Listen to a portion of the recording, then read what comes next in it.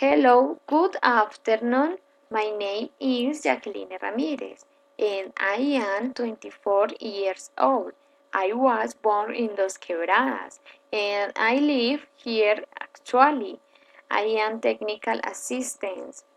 I really love to travel and visit new places. I live with my husband and my pet too.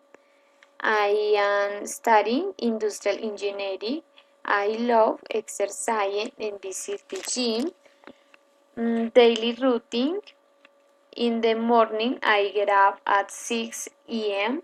I take and shower and I get dressed.